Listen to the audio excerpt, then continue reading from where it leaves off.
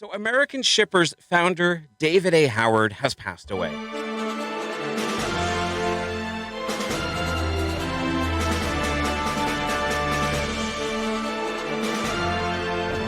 David A. Howard, who founded American Shipper and introduced the shipper's world to the emerging container carrier industry during the early 1970s, died on December 15th at his home in Jacksonville, Florida. He lived a long and vivid 99 years, Almost a Chad. centenarian. With the introduction of containerization and the expansion of competition for U.S. manufacturers, especially from Germany and Japan, during the early 1970s, both carriers and shippers encouraged Howard to start a national publication to help them understand the growing complexity of serving international markets with containers. In May 1974, Howard and his son, Hayes H. Howard, expanded the then 15-year-old Florida Journal of Commerce nationally and renamed it American Shipper. American Shipper quickly established a strong international following for its coverage of regulatory issues in North America and Europe, as well as the changing relationship between global shippers and their service providers. Hayes Howard said his father always held himself and his writers to the highest journalistic standards. He was a tough editor and always credited his strong team of writers over the years for the success of the publication, his son said. Joseph Bonney, a former managing editor of American Shipper, who we'll be speaking to next, said that Howard was among the first to recognize the changes in regulation and technology were changing the way shippers operated, and the transportation was only one link in a company's supply chain. He was covering logistics in detail when other publications, and even many in the industry, were still learning how to spell it. American Shipper has reported on it all, good and bad, from the West Coast port crisis to the Hanjin bankruptcy to the sinking of the El Faro and all points in between. Let's bring Joe Bonney on the line for 5 good minutes. Let's see here.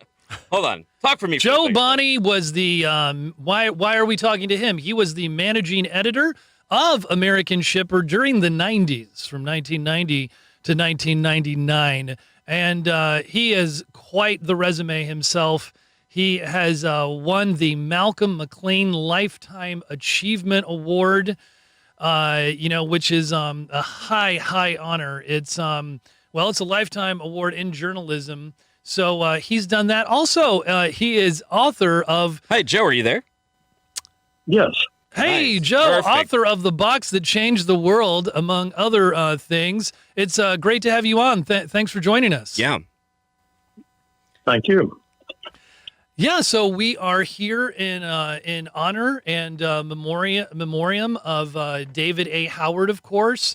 I guess let's just get right to it. Joe, how should we remember David A. Howard? Dave Howard really was a remarkable man and a great editor. He had an immense impact on maritime journalism and on the industry that he covered. He launched American Shipper because he recognized that the industry needed an independent voice of accurate news and a forum for vigorous discussion of industry issues, and he filled that need in a way I don't think anyone else could have done. You said he was the first to recognize the changes in regulation and technology that were changing the way shippers operated, and he was doing this before people even knew how to spell logistics. Tell us a little bit about how much of a forward thinker he was. Well, when he started the first Jacksonville Seafarer, which was a local port publication, and then later on he, in the early 70s, he launched American Shipper. It was a totally different transportation world than it is now. It was highly regulated, and people really didn't think in terms of an entire supply chain, largely because the technology really didn't allow it, and the regulations did not allow it.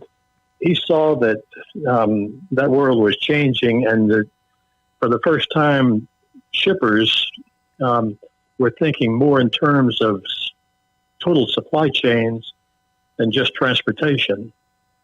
And he was really out front in recognizing that and covering it.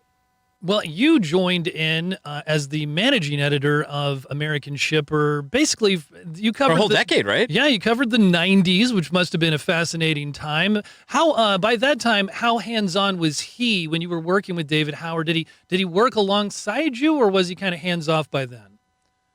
Very hands-on. He lived and breathed the magazine, thought about it constantly, and um, he could be a difficult guy to work for. He worked hard and expected his staff to work equally hard. He was very smart, disciplined, hardworking.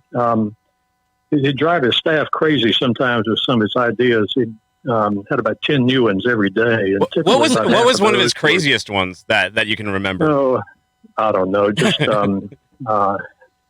nothing stands out. But most of them were okay. Maybe one or two of them were not workable. But two or three of them, of those 10 ideas, typically were brilliant. And the point is, he was not afraid to experiment. Yeah, and it sounds like he was try some passionate. things, and he was very passionate about it. The magazine was his baby. He'd launched it, built it up, and made it into something that he rightfully deserved to be proud of.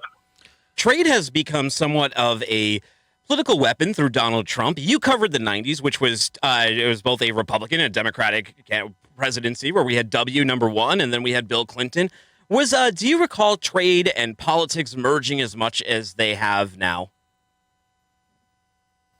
Probably not now, not as much as now with the trade war, but there are always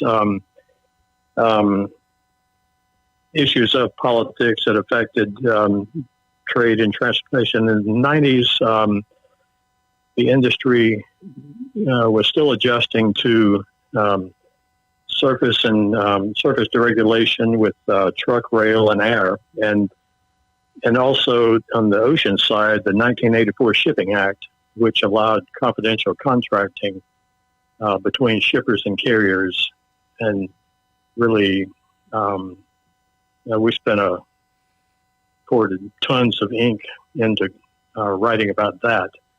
So there was always the issues of regulation, and which is politically driven, and but we didn't have the trade wars to the extent that we have now.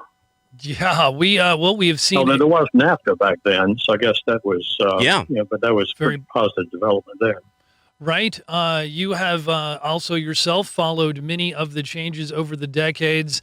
Can you think of just a memory of you have of Howard, something that stands out to leave us with?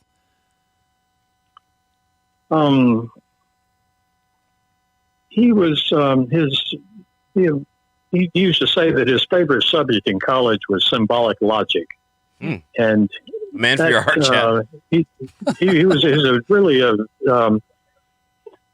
extremely well-read, highly intelligent man, and he tried to apply, especially with his editorials, which are must-read in industry every month, tried to apply logic to an industry that often is illogical. And not everyone was happy with that, because he was not afraid to take controversial stands. But even those who disagreed with him respected him, for the thought that he put into his writing and just for his sense of fair play.